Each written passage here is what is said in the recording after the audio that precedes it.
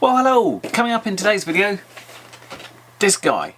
But before we get into that, a quick reminder, please like or dislike this video if you didn't like it. Comment down below, don't forget to subscribe and click that little bell icon in the corner, it'll tell you when I'm uploading new videos. So what is this? Now, mainly I fly the sort of race style drones, but I always like looking back and seeing how they're getting on with, I suppose I'd call it this sort of the higher end of toy drones. So in terms of like videography and aerial photography, DJI rules. There are some real great strides from manufacturers like Fimi coming out with several models of good aerial drones that can rival some of the DJI stuff, but they're still more expensive. So I'm always thinking, what's it like for, you know, the sort of £100 mark or sort of $150, $160 for people just looking to dip their toe in, to have a bit of a play around, but a little bit more serious than just, you know, a real proper indoor toy quad. So this is where these things come in, and I'm always enjoying the amount of progress we're getting from them. So every so often I like to grab one and see how it's going and what's progressed. So let's get this out of the box first and see what's in there. Now this is labelled as the Hax Plus here, but it's also called the X3P. I don't know which is a better name, but got a bit crushed in the place, but it seems to be okay. Seems safely wrapped in foam. And we've got a manual, we've got a user manual for the app, because these are always app based now for our smartphones. Just taking off the lid, we've got all the gubbins here. So within the package itself, this is the actual quad. I like the fact it's got brushless motors. The last one I tried on this didn't, and it makes that horrible little whiny noise.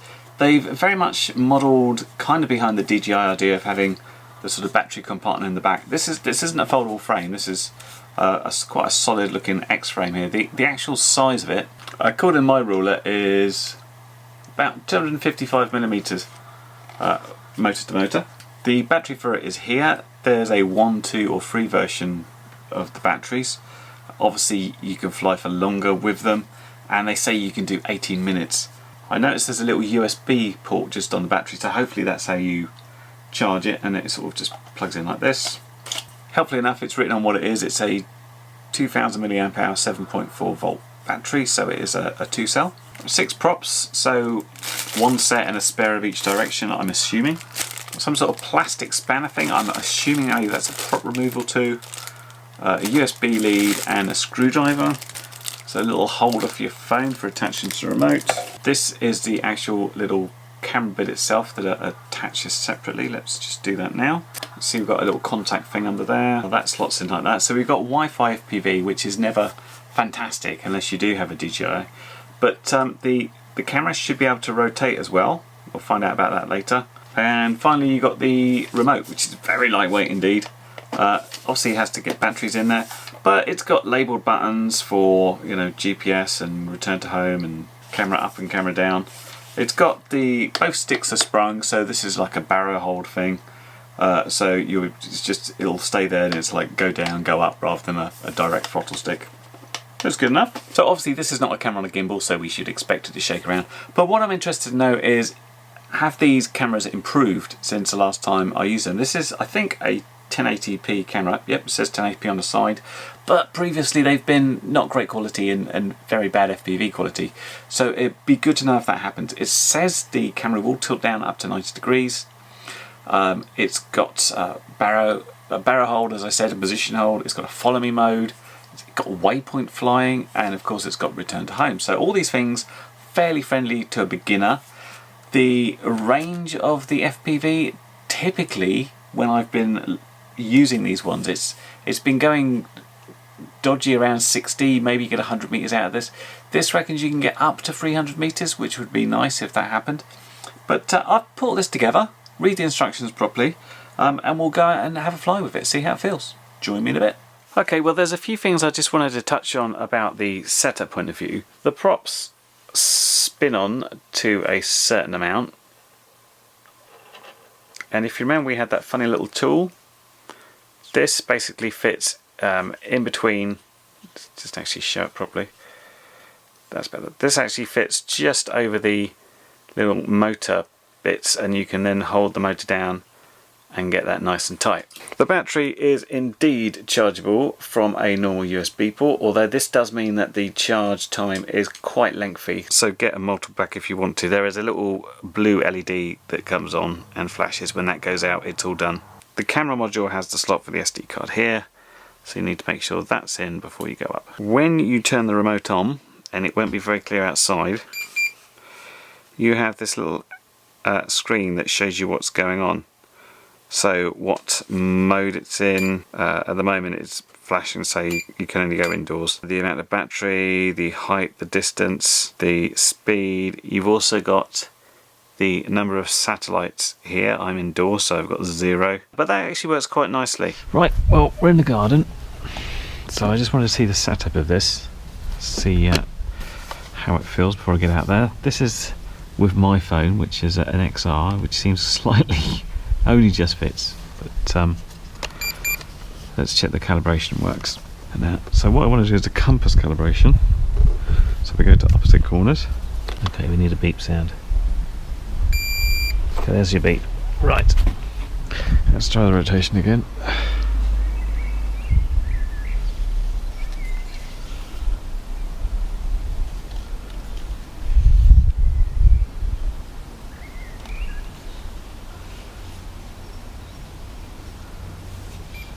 Okay, that was my beep.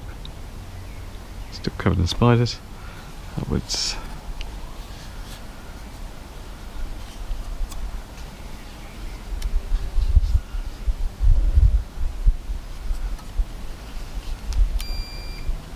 Beep. Okay. Got 8 sats.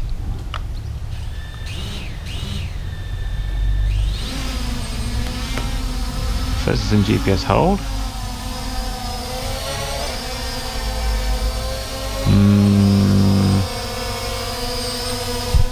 Yeah, so I'm in the garden here because I just wanted to test it out before I took it out properly. And what I've got down the bottom right is a screen capture from the app itself. And I'm not really using the app, I just wanted to make sure that the actual FPV view works okay. And it's in GPS hold, and it struggles quite a lot because there's a lot of wind sort of blowing around and creating turbulent air in the garden. So it wandered around, but it did come back, and a little bit more height, and it was able to keep its position okay. So I just checked the basic controls, made sure the app worked alright, and I had a look quickly at rotating the camera down so I could film myself, and that all seemed to work okay. So the next day I took it out for a proper flight. Alrighty, so hopefully you can see this. We're going to test it out, little JJRC thing. It's a little bit breezy, perhaps more breezy than it wants, but we'll find out. At the moment we are in GPS mode. Let's see if we can get the video going, which I think is this button. Where's the recording indicator? Oh, it says it's going. So let's start this guy up.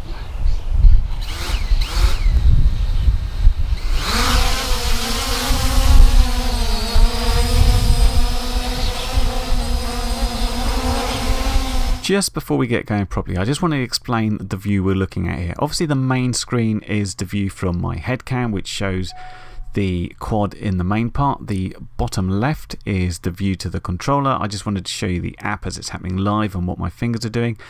The bottom right is a screen recording from my phone of the app itself. This is the wrong app at the moment, I'll come to that later. And the top right is the recording of the video to the phone itself. Now this means that whenever there's any sort of a lockup or anything, it skips frames, so this goes out of sync quite quickly, so I'll be getting rid of that and just look at the app output. You're probably wondering where the actual HD output is from the recording to the SD card. I will come to that after, about what happened there. Okay, so right now it's in GPS hold, and you can see it's struggling against the breeze here. These things don't particularly like the breeze. We're in high rates right now, I think. There's a little screen just here which you probably wouldn't be able to see, which tells me I am. So let's try just going for a quick sort of mooch around, see how it feels. Yeah, high rates is pretty good.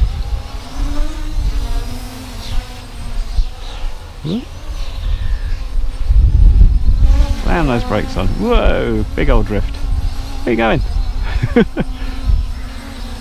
So let's see if we can actually film myself. This is pretty jerky footage, but I wanted to do this just to see how the controls work. What I've done now, I've just used the stick bit on the side here to point the camera down. I should be able to go all the way down. That's apparently 90 degrees, so let's see if we can get it over my head.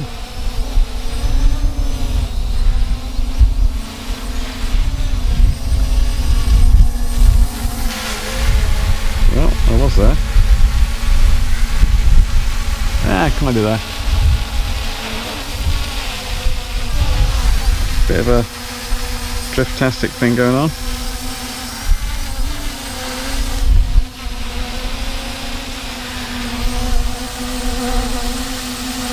It's not really drifting as such, it's just like finding it a bit hard to cope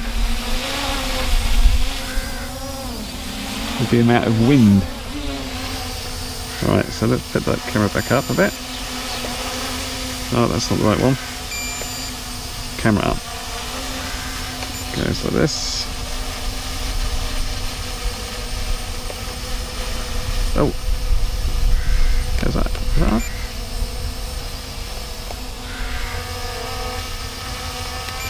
On the right button. Ah, found it. Okay, camera's going back up. So I guess always with these things, we want to know how far it can go. So if we stand here and sort of go that way, and we'll see how we do in terms of getting any sort of signal.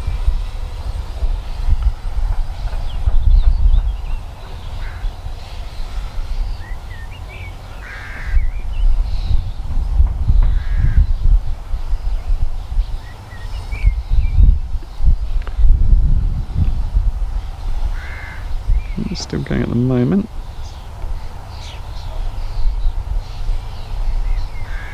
If you touch something, it tells you how far you are away. Come on out, we're only 53 metres.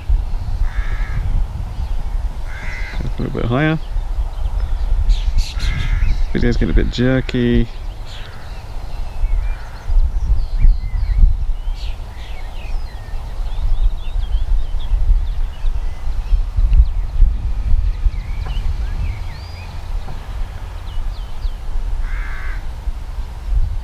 Still kind of in control.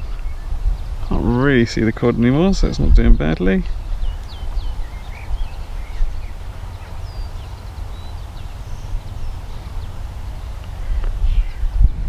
Pretty much to the end of the field there. That says it's 133 metres, 4 metres height. Still relatively decent image there, and it's not too jerky. Basically anything usable over 100 metres on, oh, I say that, it's kind of gone a bit there. Coming back on itself, the antenna's in a different place.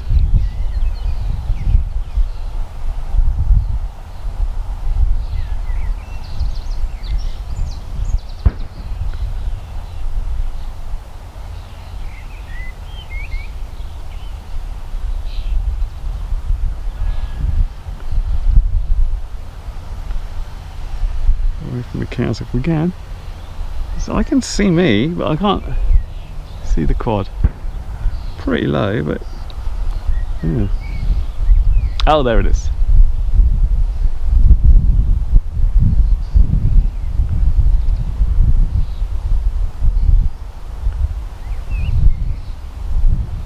This is normal with these. It's like half line of sight, half GPS and stuff.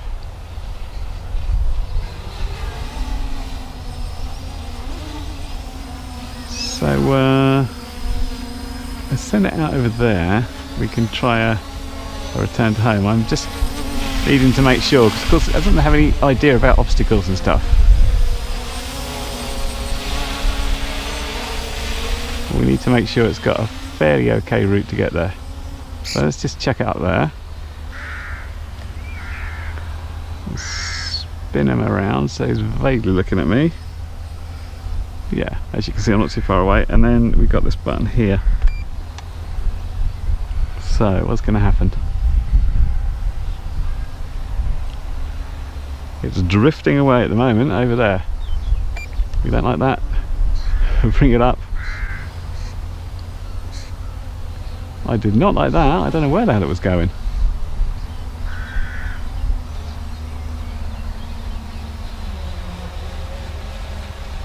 It says we've got currently 18 satellites. So it shouldn't be a problem. Let's try that again. Turn to home. Why are you going over there? Where are you going, dude? No.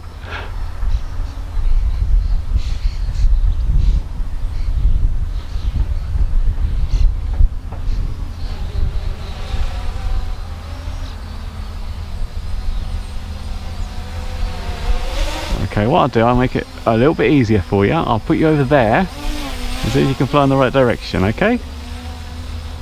Here's your clue. Home is there. So let's say, return to home.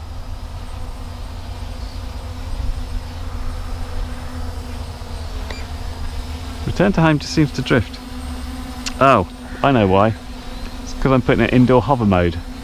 Although it's got like a picture of a home on it, it's for indoor flying. It's just barrow hole basically. A bit similar to Attitude on the old NASA days. Right, let's try that again, but switch it the right direction. So, return to home, this one. That's going up.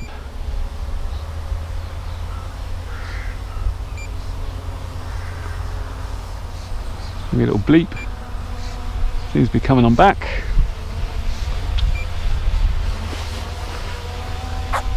And basically going in the sun, but it's starting to descend. Oh, this looks better.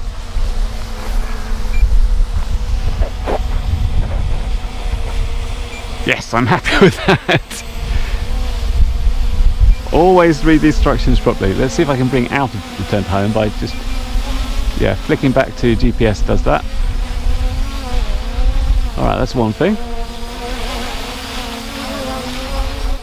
What I was going to do at this point is look at the other modes and test them out, but I couldn't seem to find them on the app.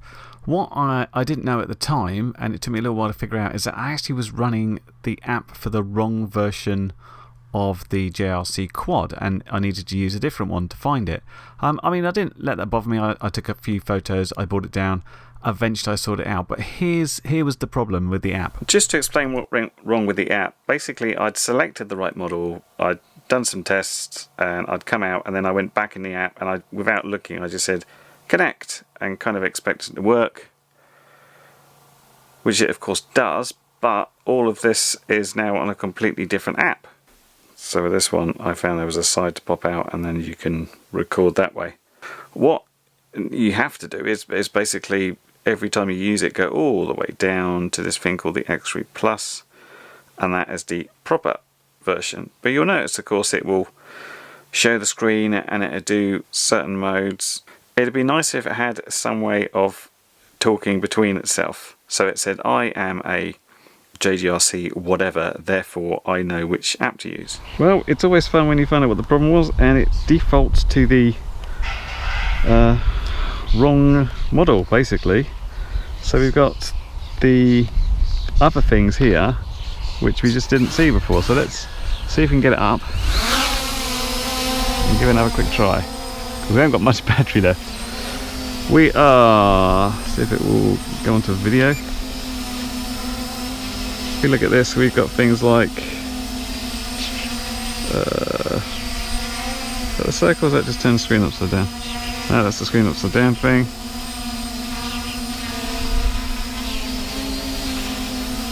We've basically got waypoint mode. Not, well, Jesus Christ.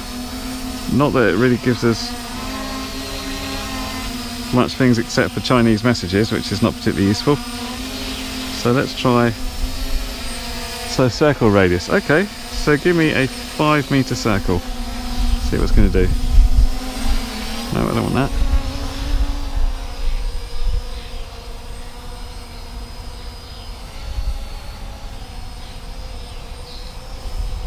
actually works quite nicely, doesn't it? Ideally, you put yourself in the way for that. Turn it off now. Might record. No. Just follow me mode then.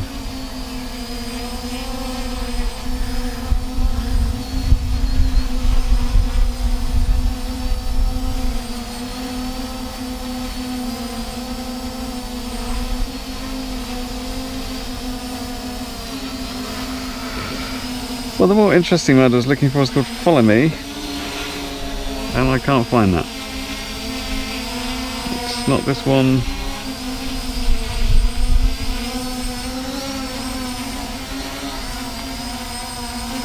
It's not that one because that's flight records. It's not that one because it's photos. That's 3D glasses thing.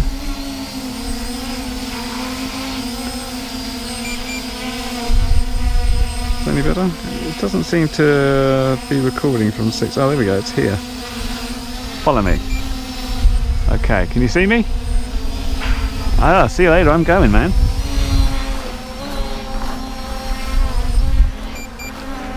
Not completely convinced. Oh no! Oh, that's spooky. It's coming after me. There.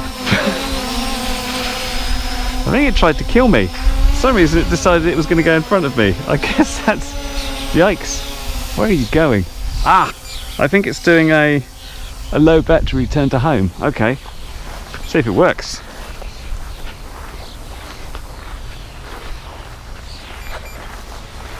It's bleeping at me again. It goes up very high to return to home, which is probably a good thing with these trees around.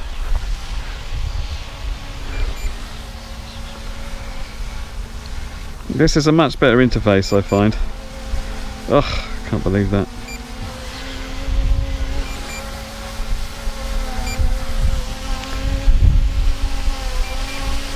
I'm not completely convinced I have a good landing here. I wonder if I can control it at all.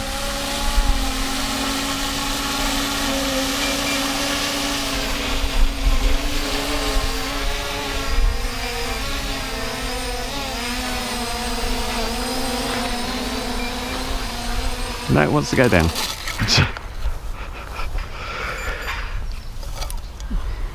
Vaguely controllable until the point where it just decides to go plop.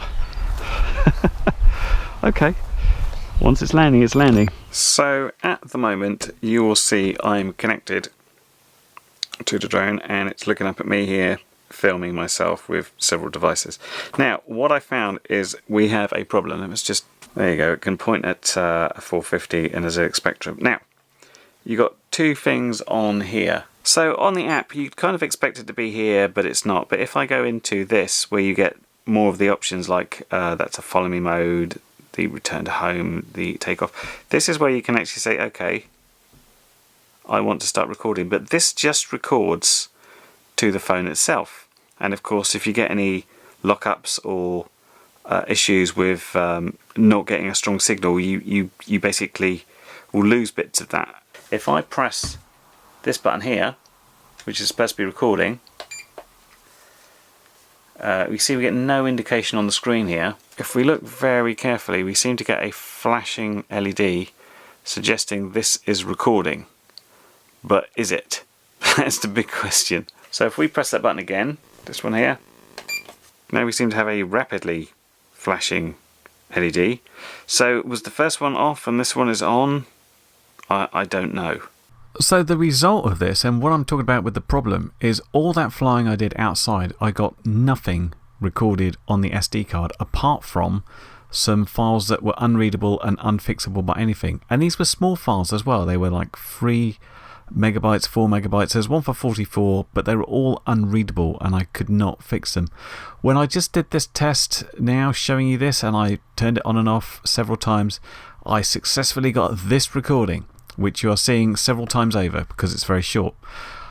This looks like it thinks it's filming a different way than it is, and it's all blotchy and green and horrible and basically stops on its own, and I don't know what's going on, but it really doesn't look like it's working at all, does it? Now, although this is on the toy end of the scale of quads, especially sort of, you know, aerial camera ones, I don't expect an awful lot from them, but I do expect the basic operation to work. Now, we weren't doing too badly with this. It flew around, it returned to home. Obviously, I had a couple of RTFM moments where I was pressing the wrong buttons and stuff. The little tilt thing worked, that was all fine. It seemed to have relatively okay range for what it was doing. We had a couple of app issues, like me using the wrong model, and that whole waypoint thing is just like quite unhelpful messages in Chinese. I don't know what I've done wrong. There was really nothing to do, but the fact it won't record on this camera at all seems wrong. I mean, obviously it could be the fact that I have a duff one and I'll be sending this to JJRC and saying, hey, what's happening? Your camera seems to be not working. Other than that, it was going, you know, okay. I expect you could go out, if you've not flown anything before, you could have a bit of fun with this, you could learn about how to fly around, and of course it's very easy because if you take your hand off the control, GPS hold will slot in and it will just hold there. That's all very friendly to beginners. What's not very friendly to beginners is things just not working. So I really can't recommend this as like go out and buy the quad. I really was hoping that things will move on.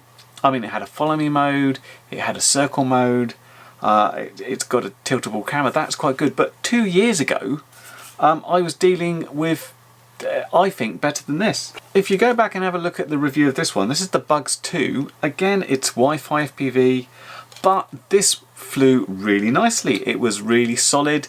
The GPS implementation worked really well. And it also had a really nicely laid out radio with proper buttons that sort of turn the camera on and off. It had again a screen which told you how far you were in that, and that would go 1 kilometre on the radio signal. Much less on the Wi-Fi FPV obviously, but this is still a lot better nearly 2 years on than this thing. I mean, it'd be interesting to see, could this be fixed? Could you get app updates? Could you get firmware updates that fix it? I really hope so, because aside from the really big issues it had about not recording, it was actually doing okay. There's a lot I liked about it. I liked the brushless motors. It had a fairly good length. I think that was at least sort of 15 minutes, that flight I did. But in its current form, no, not really.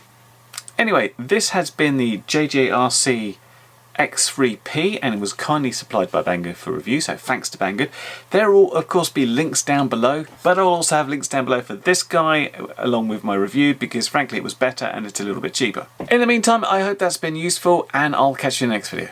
Bye for now. Well, you've made it to the end of the video, so thanks once again for watching. If you like what you saw, then please consider subscribing, and if you really like what you saw, then be sure to check out the link to my blog for a variety of ways in which you can help support this channel.